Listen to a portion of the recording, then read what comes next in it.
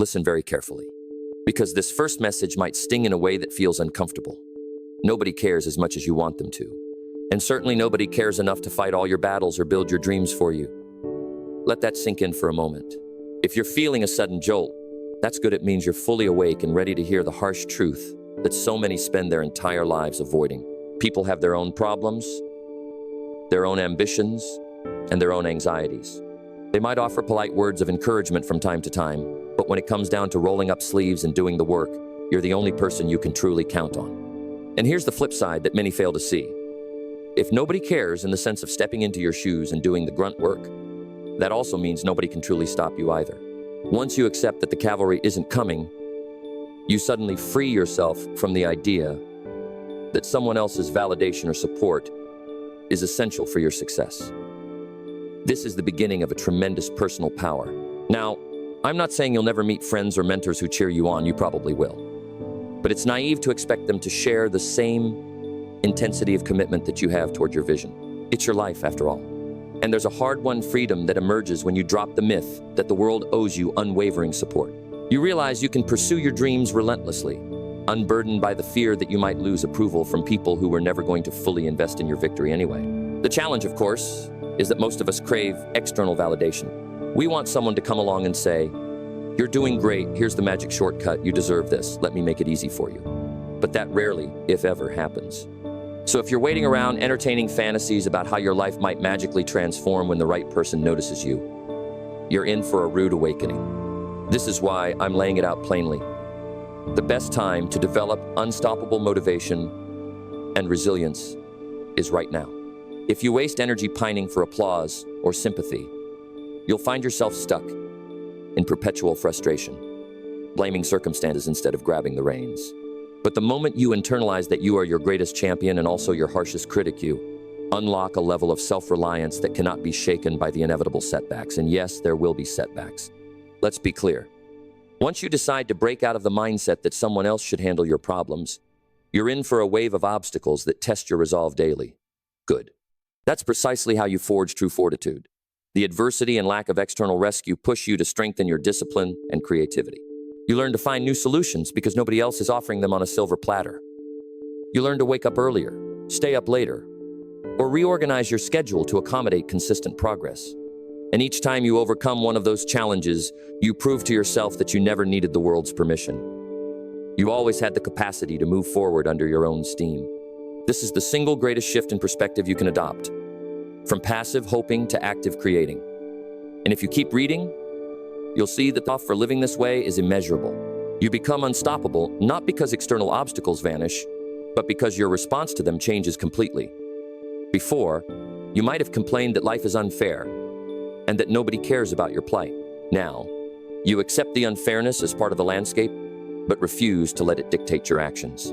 You learn that each day is a new chance to invest in your dreams, to sharpen your talents, or to plan your next strategic move.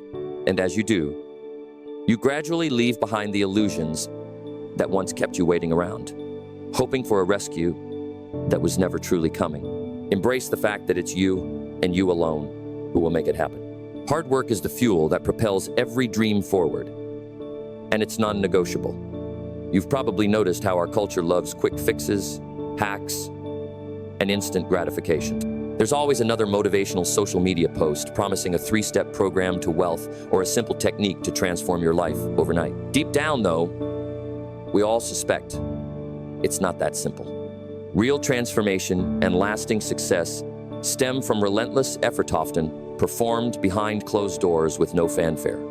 This means dedicating your weekends to honing a skill, or using pockets of free time to study new concepts, practice your craft, and refine your vision. It can feel lonely, especially when everyone else is relaxing or chasing short-term pleasures. But loneliness in the pursuit of excellence is a rite of passage. If it were easy, if the path to greatness was lined with cheerleaders and trophies for minimal effort, everyone would do it, and success wouldn't be remarkable at all.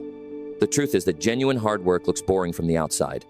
It's waking up early, repeating the same drills, reading the same chapter 5 times until you really get it, or reworking your project after noticing flaws. This is not the highlight reel you see on social media.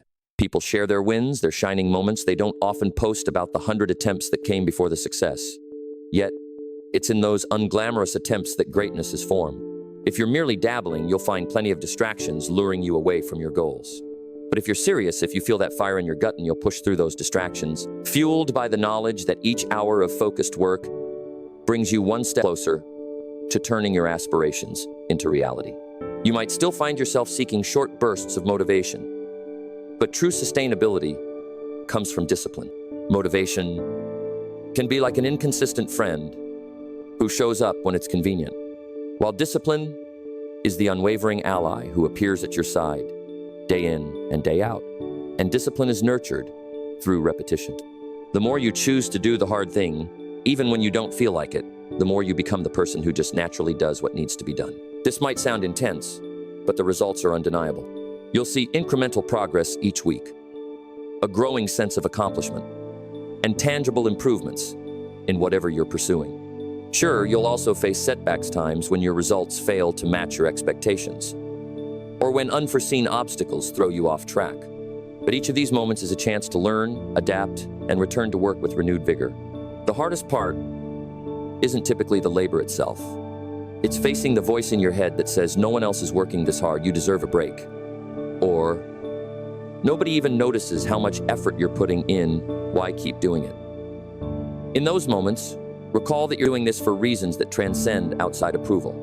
You're doing it to become the person who can turn grand visions into tangible outcomes. Whether or not anyone acknowledges your grind is irrelevant. The process shapes you regardless of who's watching.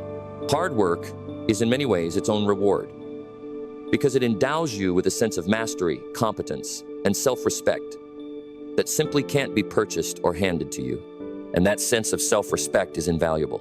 Over time, you build a reputation, often first with yourself, that you don't cut corners, that you dive in fully, and that you have stamina to push through the mundane. Others might eventually admire your diligence, but by then, you'll be so absorbed in the next level of challenge that their applause is only background noise. Your focus remains on the mission, the craft, the process. The consistent application of your energy, day after day, is what separates those who talk from those who do. Results are the ultimate scoreboard in life, and they speak volumes louder than any words. You can announce your ambitions, craft motivational slogans, and tell the world about your grand plans. But until you deliver real, measurable outcomes, it's all just talk. This is a truth many people resist because they'd rather be praised for effort or intention. Yet the world rewards results, not promises. No matter how many times you say you'll launch that business, write that book, or personal breakthrough, it's the final product that commands attention. People will ask, where is the business? Where is the book? How have you changed your habits? And if you haven't taken the steps to materialize your words, you'll find yourself empty-handed. That might sound harsh, but it's also incredibly clarifying. It means you don't have to rely on political maneuvering or fancy speeches. You can let your actions do the talking. When you show up consistently, take massive action, and produce results, even small ones, at first it creates a momentum that nobody can ignore. Results also serve as reliable feedback. They inform you what's working and what isn't. A lack of results isn't just a failure. It's a bright neon sign pointing you to where you need to shift strategies or double down on certain actions. And once you realize that a shortfall in outcomes is actually valuable information rather than a reason to quit, you stop fearing failure. You learn to interpret it as data, guiding you toward eventual success. But let's not dismiss that you will face criticism, especially if your results are slow to appear. People might question why you keep trying or if your vision is flawed. This is where personal conviction matters. If you believe in your path, you'll keep refining your tactics rather than giving up. Over time, the doubters become quieter, especially when they see you crossing milestones they never thought you'd reach. Patience plays a massive role here because real, meaningful results rarely happen overnight. You might see incremental improvements, a few more clients, a slightly better performance, or a small increase in your savings and wonder if it's ever going to explode into the big success you dream of. But consistent accumulation of small wins, day after day, compounds into something transformative. That compounding effect is powerful, and it's one of the biggest secrets behind seemingly overnight success. Most of those stories you've heard about someone exploding onto the scene actually trace back to years of quiet, focused effort that steadily built up in the background. If you stay consistent long enough, the results eventually reach a threshold where everyone takes notice. By then, you've developed both the competence and the resilience to handle it. You've become the kind of person who trusts the process more than external validation. And that's the sweet spot. When you're secure enough in your own abilities that the results you generate feel almost inevitable. Not because success was guaranteed, but because you diligently showed up and refined your methods through every phase, letting the scoreboard of real outcomes keep you honest. Another advantage of focusing on results is that it keeps you from drifting into self-deception. It's easy to trick yourself into thinking you're making progress doing busy work. But results, actual, tangible progress, don't lie. Either the numbers are going up or they're not. Either the manuscript is written or it isn't. Either you landed the new client or you didn't. This honesty can sometimes feel brutal, but it's the best accountability partner you can ever have. Embracing it prevents you from coasting on vague intentions and forces you to confront the real output of your efforts. At the end of the day, letting your results speak for themselves builds confidence that can't be faked. You'll know deep down you earned the success because you saw it materialize step by step, often through trial and error. That confidence then leaks into every part of your life, enabling you to tackle new challenges with the belief that you can replicate or even surpass your previous accomplishments. Self-discipline is the bedrock that underpins all of this, and it's a skill you cultivate by choice, not by chance. Many people wait around, hoping for a burst of inspiration or a significant life event to magically make them more disciplined. But discipline rarely arrives as a lightning bolt. It grows gradually, each time you do what needs to be done, despite not feeling like it. Consider how an athlete trains, day after day, repeating drills even when exhausted, prioritizing nutrition and rest, and foregoing distractions that could sabotage progress. The athlete doesn't rely on fleeting motivation. They have a routine and a plan, and discipline is what keeps them following that plan long after the initial excitement fades. You can apply this logic to any pursuit: building a business, writing a book, learning a language, or mastering a craft. The formula is straightforward. Consistent, deliberate practice accumulates into expertise. But you can't get consistency without discipline, because there will inevitably be days when you don't feel like practicing or working. Discipline steps in like a loyal friend and says, "Hey, you've committed to this path, remember? Let's keep going." Over time, those daily or weekly actions compound, shaping you into a higher caliber individual. The beauty of discipline is that it also generates self-respect. Each time you force yourself to follow through, even when you'd rather do something else, you reinforce a sense of personal reliability. You become someone you can trust, someone who honors commitments. This self-trust is priceless. It's what allows you to set bigger goals without succumbing to doubt, because you know you have a track record of executing on your intentions. The momentum from discipline is self-reinforcing. Initially, yes, it's a struggle. You're fighting inertia, bad habits, and an environment that might not be conducive to your goals. But as you rack up small wins, waking up when you said you would, finishing a task before letting yourself have leisure time, or sticking to your schedule for a full week, you'll notice your sense of capability grows. This mental shift is huge. Suddenly, you realize that you can control more of your world than you thought. You're not at the mercy of fleeting desires or external pressures. In a paradoxical twist, discipline actually creates freedom. By adhering to routines and sacrificing immediate gratification, you free yourself from chaos and uncertainty. With order established in your life, you can achieve more in less time and with less mental friction. This mental clarity opens the door to creative thinking and bigger ambitions. When you no longer waste emotional energy debating whether you're going to do the necessary work each day, you can pour that energy into actually executing on your ideas. That's the hidden gift of discipline. It liberates you from the draining cycle of excuses and indecision. Another crucial aspect is that discipline helps you power through plateaus. Whether it's a fitness journey or a creative project, plateaus are inevitable. You might reach a stage where progress seems to stall and frustration creeps in. Without discipline, you might give up, blaming a lack of motivation or concluding you've reached your limit. But disciplined individuals view plateaus as normal. They trust that if they keep putting in the time, eventually the plateau will break. This perseverance often leads to breakthroughs that are out of reach for those who quit early. Overcoming plateaus also makes you more resilient. Each time you push through, you confirm that obstacles are temporary, This fosters a growth mindset, turning you into someone who sees adversity as an integral part of the learning curve, rather than a signal to give up. And believe me, that mindset difference is enormous. It transforms you from a dabbler who tries things until it gets tough into a finisher who completes the mission, even when it's no longer fun or easy. Environment plays a massive role in shaping your potential. You can be the most disciplined person in the world, but if you're constantly surrounded by negativity, distractions, or disorganized chaos, you're fighting an uphill battle. People often overlook how powerful environmental cues can be, whether they're physical, social, or digital. For instance, if your workspace is cluttered, your mind tends to mirror that clutter, making it harder to focus and stay motivated. If your digital devices bombard you with notifications every few minutes, you'll struggle to achieve deep work, always at the mercy of the next ping. And if you hang out with people who complain constantly or mock your aspirations, your energy will keep draining into arguments or self-doubt. That's why it's crucial to be deliberate about curating your environment. Start with your immediate surroundings.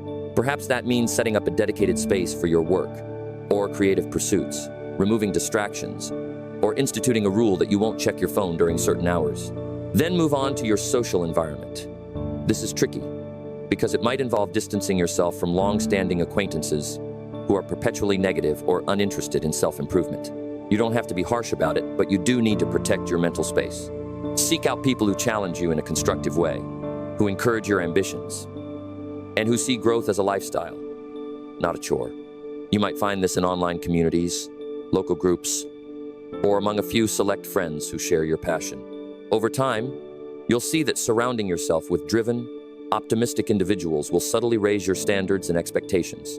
The encouragement you give each other fuels more growth, creating an upward spiral of motivation. This might sound like a small tweak, but it's monumental in practice. Your environment also includes what you read and watch. If your content diet is full of gossip, doom scrolling, or mindless escapism, you're not feeding your mind anything that builds your future. You're stuffing it with mental junk food. Instead, try being more intentional. Pick books, podcasts, or online channels that align with your goals and philosophies. The knowledge and inspiration they provide can become the seeds that blossom into new ideas and strategies. One overlooked aspect of environment is how you manage your daily routines. If your morning starts with frantic rushing or random tasks, you're setting a chaotic tone for the entire day. But if you create a simple ritual such as dedicating a few moments to planning, reading, or meditating, you give yourself a mental edge. This might also involve controlling your physical environment the night before, like laying out clothes, prepping breakfast, or tidying your workspace so you can jump into focused work without delay. These small changes accumulate into a more stable, predictable setting that supports your big picture objectives. Another angle to environment is boundaries. Discipline and environment intersect when you decide you won't let certain influences cross into your space. That could mean turning off social media notifications, unsubscribing from distractions, or politely declining events that don't align with your goals. Some people view this as antisocial, but it's really about being strategic. Every yes is a no to something else. Every minute you spend in an unproductive environment is a minute you're not investing in your growth. When you look at it that way, you realize how critical it is to shape your surroundings intentionally. As you refine these aspects of your environment, physical space, social circle, digital consumption, and daily structure, you create a sort of greenhouse for personal development. You'll find it easier to remain disciplined because you're removing friction. You'll feel less mental exhaustion because you're not constantly torn between conflicting impulses. In the right environment, success feels more natural, almost as if your day-to-day existence is nudging you forward rather than holding you back. Failure is a concept that scares many people into inaction, yet it's also the greatest teacher available. If you refuse to accept the possibility of failure, you'll never step outside your comfort zone, and your growth will be minimal. The paradox is that failure is an integral component of mastery. It points out the gaps in your knowledge, the limitations of your approach, and the weaknesses in your discipline. Each mistake you make is a little data point that says, not this way, try something else. People who fear failure often procrastinate because they can't handle the idea of messing up. They'd rather not start at all than risk public embarrassment or personal disappointment. But that's the surest way to guarantee a life of regrets. If you look at successful entrepreneurs, artists, athletes, or thought leaders, you'll notice a common pattern. They all failed multiple times before finding their stride. What separates them from the crowd is that they used each failure as feedback. Rather than letting a setback crush their spirit, they treated it like an experiment that yielded valuable information. This growth-oriented mindset transforms adversity into fuel. It prevents you from taking failures personally, as if they define your worth. Instead, they become stepping stones that guide you toward a refined strategy. That doesn't mean you'll look forward to failing. The emotional sting is real. But if you train yourself to quickly shift into problem-solving mode, the sting becomes tolerable. You acknowledge that something didn't work, identify the cause, and adjust your approach. Over time, these refinements accumulate into expertise and resilience, two qualities that are indispensable for long-term success. There's also a certain humility that comes with accepting failure as part of the process. It grounds you, reminding you that you still have much to learn. Ironically, this humility can make you more confident in the long run because it invites continuous improvement. You stop pretending to be flawless and start embracing the journey. When failures come, they don't shatter your self-image. They merely point out the next issue to solve. This approach can make you unstoppable because you're no longer paralyzed by mistakes. In fact, you might even become curious about them, seeing each one as a breadcrumb that leads you closer to a more refined method. People who treat failure as the enemy often stagnate after their first major disappointment. They label themselves as incapable, conclude that their dream was unrealistic, and step back into mediocrity. In contrast, those who treat failure as feedback eventually surpass the skill level of those who quit. Their journey might look like a series of unsteady leaps forward, but each leap ends up being higher than the last. They accumulate knowledge that can't be learned in theory alone. It must be learned through trial, error, and adaptation. This repeated cycle of attempt, fail, learn, and retry is the hallmark of innovative thinkers and doers. Sometimes you'll hear cliches like fail faster, which might sound flippant, but the underlying idea is sound. The quicker you face small failures, the quicker you discover what doesn't work, and the faster you can find what does. Embracing this doesn't mean seeking recklessness or ignoring reasonable precautions. It means not waiting for the perfect plan or the guaranteed outcome before you act. Perfectionism can be a hidden form of procrastination, a misguided belief that if you plan carefully enough, you can avoid all failures. But life rarely respects such neat intentions. Something unexpected will always arise, and your best defense is a mindset that can adapt. Ultimately, failure verdict. It's an event. The more you separate your identity from any single outcome, the more capacity you have to bounce back. Failing doesn't make you a failure. Giving up or refusing to learn from the experience is what cements you in that category. Time is your most precious, irreplaceable asset. Money can be regained if lost, connections can be rebuilt, and skills can be relearned or updated. But time flows in one direction without pause. Once a minute passes, it's gone forever. And no amount of pleading or wealth can reverse it. It's baffling, then, how casually people waste time, acting as if they have endless supplies of it. They spend hours scrolling through social media with no real purpose, binge-watch countless episodes of shows they barely remember, or put off critical tasks day after day. Then they wake up years later, stunned that their dreams have remained just that, dreams, untouched and unrealized. If you truly understood the value of each hour, you might become far more selective about how you spend it. This doesn't mean you must eliminate all leisure.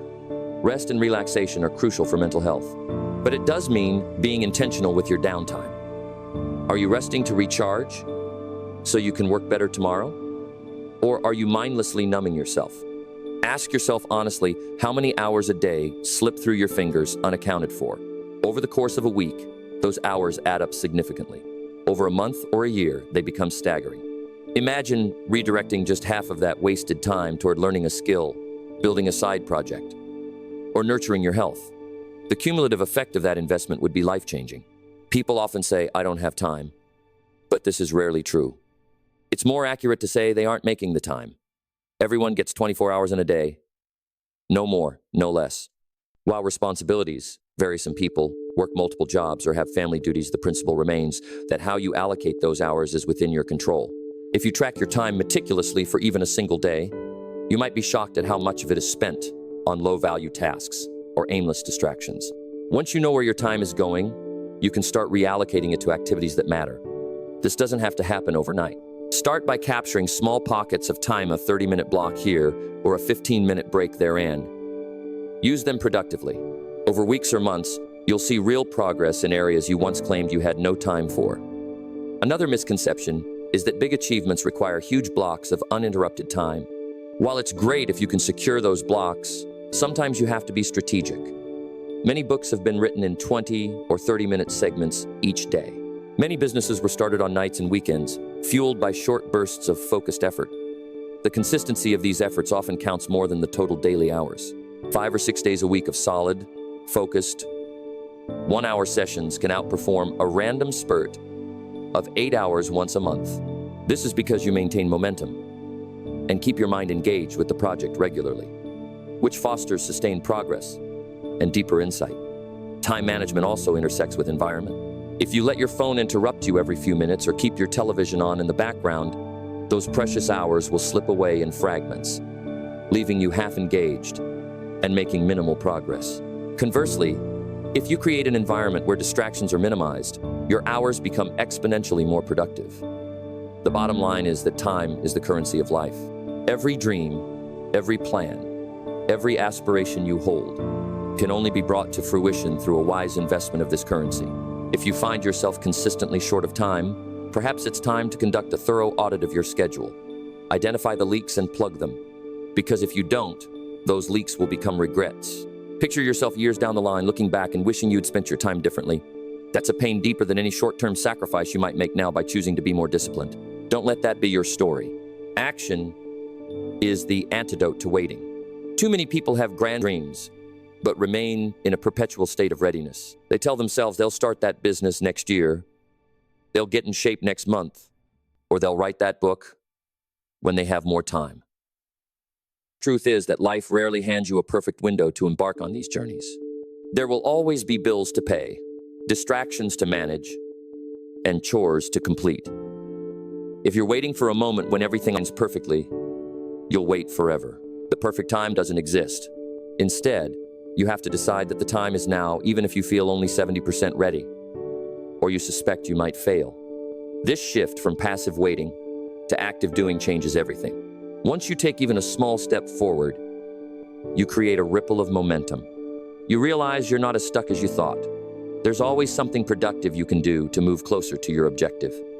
The more steps you take, the more your confidence grows, and the more you see opportunities where before you only saw obstacles. Ironically, this is often when a bit of luck appears. But what's really happening is that your consistent actions are paving the way for good fortune or unexpected support. People notice those who are in motion, not those who talk a big game but remain idle. None of this is to say that action is easy. It can be uncomfortable to put yourself out there, to risk public scrutiny or your own fear of failure. But it's much better to endure the discomfort of action than the heavier weight of regret that comes from never trying at all. Regret lingers and festers, telling you that you had a shot but let it slip by because you were too busy manufacturing excuses. Once you realize that regret is a far harsher burden than the temporary embarrassment of messing up, you become more willing to act boldly. Bold action has another unexpected perk. It accelerates learning. Even if your initial attempts fall flat, you'll gain concrete insights that you'd never get from endless speculation. It's like jumping into a pool versus reading about swimming technique. Yes, you might flail around at first, but you'll soon figure out how to stay afloat.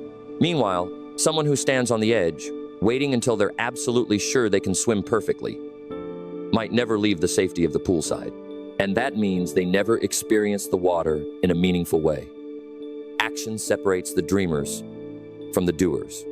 We all start as dreamers, that's where ideas are born. But only those who channel their dreams into tangible steps stand a real chance of seeing them come to life.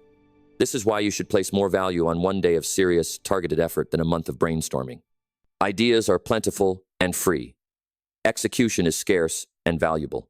If you embrace this principle, you'll soon notice you get better at planning too. Once you're in the habit of taking action, you realize the importance of planning your steps effectively, because you're the one who has to carry them out. Suddenly, your plans aren't just abstract daydreams, they're operational strategies with real consequences for your day. This merges creativity with pragmatism, ensuring that each plan you make is actionable and anchored in reality. Sometimes, you'll find that simply beginning is the hardest part. Once you push through the initial resistance, you hit a flow state. The project you've been dreading might be easier than you built it up to be in your head. That's another reason action is so powerful. It breaks illusions and mental barriers. Once you're actually in it, you discover that your fears were often exaggerated.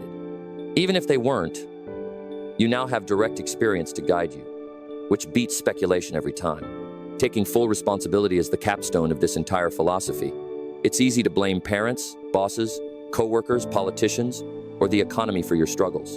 And while external factors absolutely exist, focusing on them doesn't help you move forward. A mindset of personal responsibility does not deny that hardships can be imposed upon you. It simply acknowledges that waiting for external solutions robs you of your own power. When you take full responsibility, you say, "This is my life, my situation, and I'm the one who has to navigate it." This might feel burdensome at first, but it's actually incredibly liberating. No matter how terrible your starting position is, accepting responsibility means you stop relying on external forces to fix it for you. That's a game changer. It compels you to take action that's within your control. Maybe you can't control a downturn in the economy, but you can learn new skills to stay competitive. Maybe you can't control a toxic work environment, but you can build your resume network and apply for better positions. If your finances are in disarray, you might not be able to erase debt overnight, but you can start by budgeting more effectively and generating new sources of income. Each step you take under the banner of responsibility is a step toward empowerment. This mindset shift can be unsettling, especially if you're used to a story where you're the victim of circumstances. But it's a necessary step if you ever want to rise above those circumstances. Being a victim might garner you sympathy, but it won't give you progress. Progress demands forward movement, and forward movement requires that you accept the wheel. Once you do, you realize you have more control than you ever imagined, even if it's not total control. Part of the beauty of responsibility is how it helps you appreciate your wins more deeply. When you succeed, you know it wasn't luck or someone else's generosity. It was your willingness to take ownership. That doesn't mean luck or help never enter the equation, but it means you were prepared to capitalize on them because you were in motion, not idling. This self-reliance fosters a level of self-confidence that no external praise can match. You learn to trust your judgment and your ability to adapt because you've repeatedly proven to yourself that you can handle adversity without throwing blame around. This perspective also deepens your empathy, oddly enough. Once you understand how powerful it is to control what you can, you see how others are trapped in cycles of blame and inaction. You might even be more inclined to help them in a constructive way, not by doing everything for them, but by encouraging them to seize their own power. In that sense, personal responsibility can become contagious, spreading to those who see how you operate and want to emulate your results. The moment you stop blaming is also the moment you discover solutions. Instead of saying, "I can't do anything about my circumstances," you ask, "What can I do within these circumstances?" That question opens up a world of possibilities. Your brain shifts into a creative problem-solving mode. Even if the solutions aren't glamorous or straightforward, you at least give yourself a chance to move the needle. Over time, these small steps add up, and you find yourself in a different, better place, propelled by your own initiative. All these principles acknowledging that nobody is coming to save you. The necessity of hard work, the primacy of results, the power of discipline, the strategic shaping of your environment, learning through failure, optimizing your time, taking swift action, and bearing full responsibility lead you to a place of profound autonomy. You become the architect of your own life. This doesn't guarantee that everything will be easy or that you'll never face heartbreak or frustration, but it guarantees that whatever happens, you maintain the authority to respond in a way that aligns with your highest aspirations. In other words, you become unstoppable in spirit. That doesn't mean you'll never slow down or pause to rest. It means that no obstacle has the final say in your story. You recognize that you always have choices, maybe not perfect ones, but choices nonetheless. This sense of agency can be heady. It removes the usual excuses and shows you a world brimming with potential paths.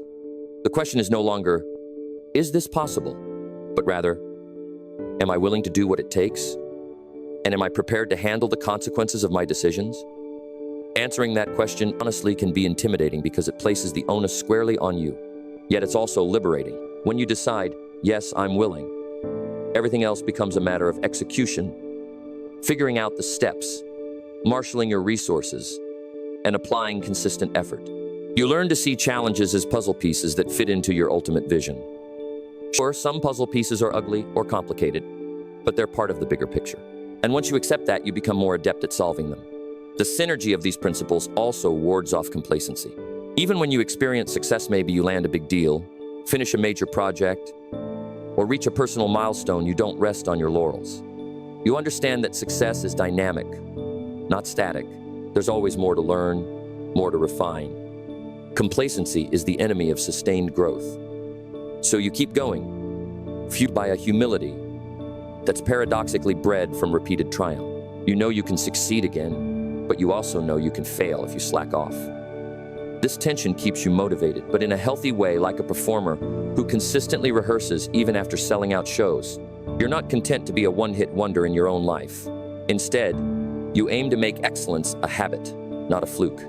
Eventually, people around you may start calling you lucky, or they'll wonder what special advantage you had that allowed you to flourish. Some will think you possess an inborn talent, or that you've been blessed with some intangible quality. Only you know the truth. It's been a deliberate practice, guided by the acceptance that nobody else cares enough to do it for you, and that you alone bear responsibility for each day's outcome. By applying these principles, you've carved out a path that sets you apart. You might share your knowledge and encourage others, but ultimately, they must walk their own roads.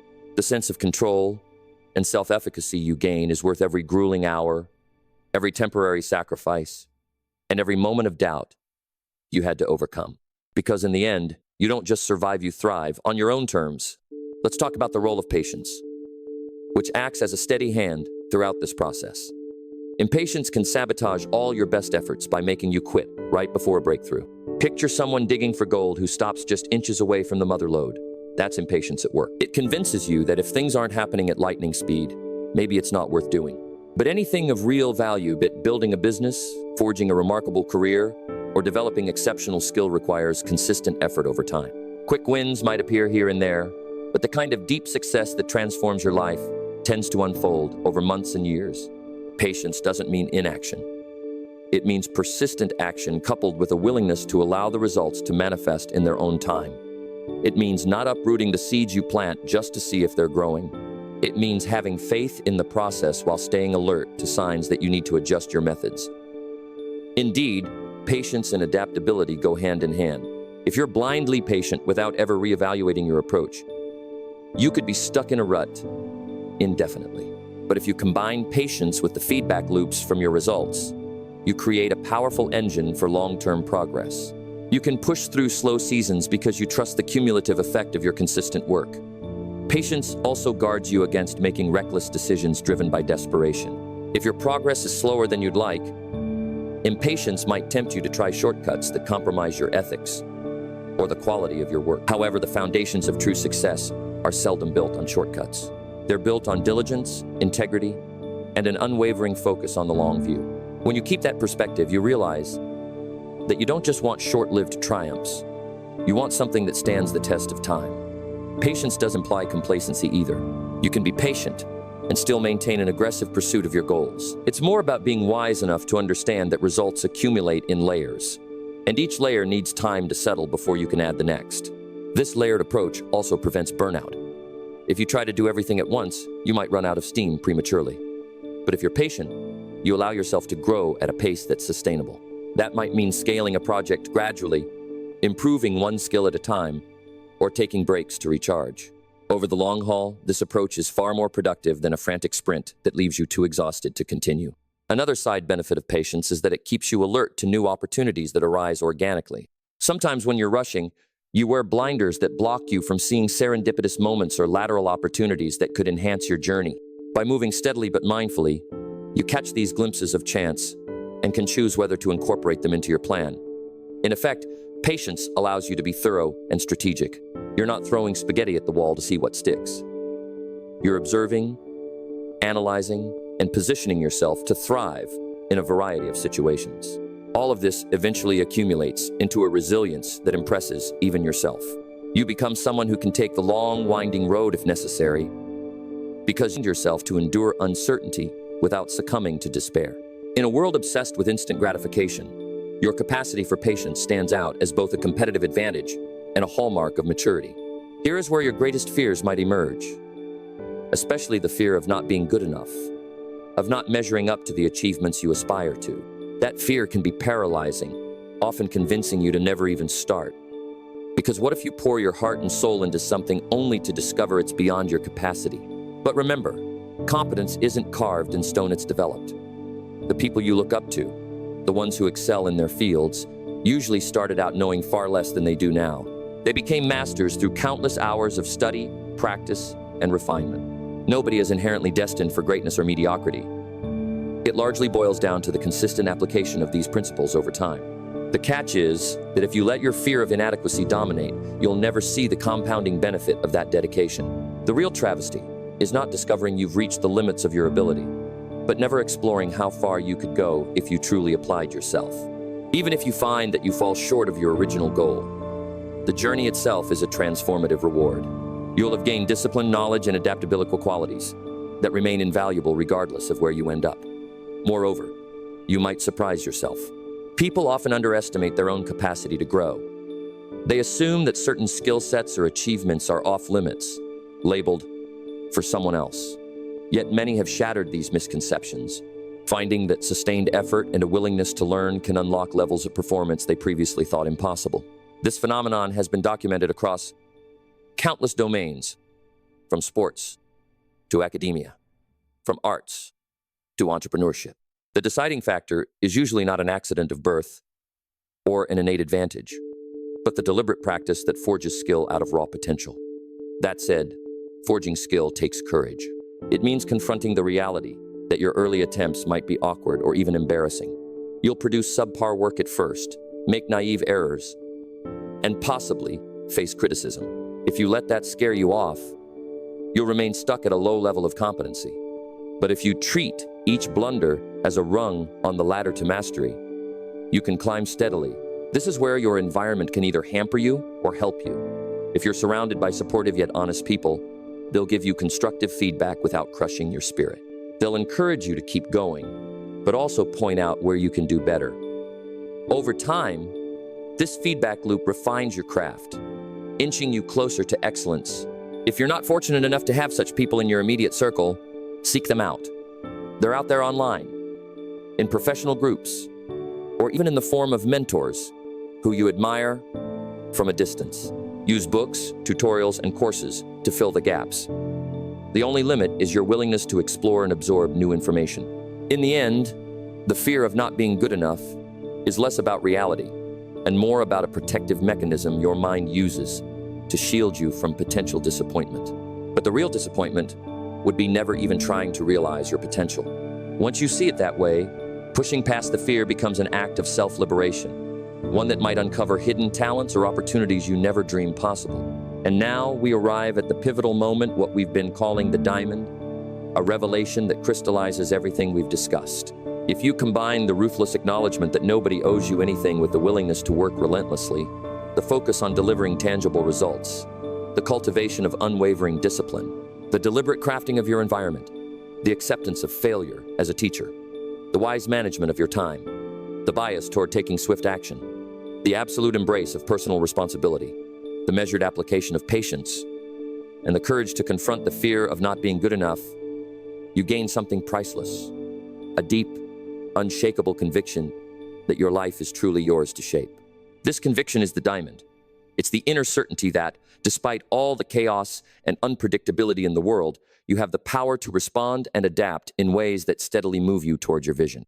Nobody can take that from you once it's formed. Not a job loss, not a betrayal, not even a string of failures. The diamond glitters in the darkest of times because it reminds you that no matter how bleak circumstances get, you can still choose your actions and mindset. With that diamond, you become unstoppable in a way that external accolades or superficial confidence can never match. You have a guiding philosophy for life. Obstacles are not show, stoppers but stepping stones. Discipline isn't punishment but freedom, and time isn't a vague concept but the ultimate currency you invest wisely. When you operate with this diamond in your pocket, you stop being buffeted by every hardship or rejection. You understand that every setback is transient and can be overcome with perseverance and creativity. You also realize that you're not in competition with anyone else. The real competition is with your own comfort. Can you beat yesterday's version of yourself? This internal focus fosters an enduring sense of fulfillment. Because even if you do face losses, you know you fought valiantly on your own terms, rather than sitting around hoping for rescue. The diamond also manifests in the way you carry yourself. People sense a quiet confidence, not the brash arrogance of someone who's overcompensating, but the solid assuredness of someone who has weathered storms and emerged stronger. This can lead to opportunities, because others gravitate toward individuals who are self-reliant yet open to cooperation, who display generosity without desperation. Relationships become more authentic because they're not based on neediness or blaming others for your shortcomings. Instead, you approach friendships, partnerships, and collaborations from a place of mutual respect and shared aspiration. Ultimately, possessing this diamond means you can keep setting and achieving ever higher goals without losing yourself. You learn to love the journey itself, celebrating small wins, growing from defeats, and always keeping an eye on the next horizon. Each day becomes a chance to refine your process, explore your capacity, and live in alignment with your values. In an era where excuses, distractions, and entitlement often run rampant, being the person with the diamond means you stand out as a beacon of accountability and potential. It might not always be easy, but it will absolutely be worth it. Because at the end of all this effort, you'll be able to look back and say, I lived fully, under my own power, forging my path with intention and integrity. That is a legacy no one can dispute, a treasure no one can steal. And it all starts the moment you decide to take full ownership of your life, embracing every principle that leads to forging this diamond of conviction. Take a moment to reflect on everything we've covered.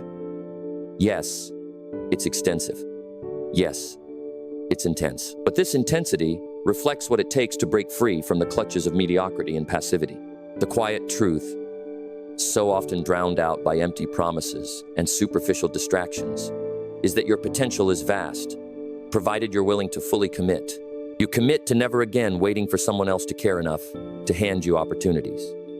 You commit to immersing yourself in the unglamorous labor that builds strong foundations. You commit to analyzing your results and staying humble enough to accept that you must pivot when the numbers don't lie. You commit to strengthening your discipline, day by day, to the point where it becomes second nature. You commit to shaping your surroundings so they encourage, rather than undermine, your ambitions. You embrace failure as an invaluable mentor, letting each stumble refine your strategy. You guard your time ruthlessly, knowing it's the only currency that never replenishes. You take actions, big or small, every single day, rather than stalling in endless preparations. You hold yourself accountable for every choice, refusing to attribute your destiny to external influences.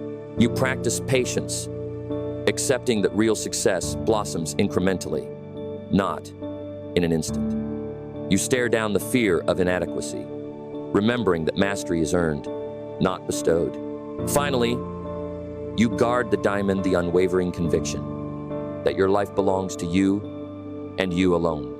Let that final truth fuel you. If you're still with me, you've likely felt that spark of recognition, the sense that your life could transform profoundly if you apply these principles. The question now is whether you'll act on it. Inspiration is fleeting, if not harnessed by action. Don't leave this moment and slide back into old habits. Instead, choose one principle, maybe the one that resonated the strongest, or the one that challenges you the most, and put it into practice immediately. Write down a plan, block out time in your calendar, tell a friend, or do anything else that makes your commitment real. From there, you'll build momentum, and momentum will carry you to the next principle, and the next. Before you know it, you'll have turned this entire philosophy into a lived reality, forging a life that stands apart precisely because it's a reflection of your own relentless drive and refusal to give in. Remember, nobody is going to do it for you. In the end, the honor and responsibility are yours alone. And once you seize both the responsibility and the honor, you'll finally understand what it means to be truly free, forging a destiny that's dictated not by chance or by the half-hearted interest of others, but by your own unbreakable will.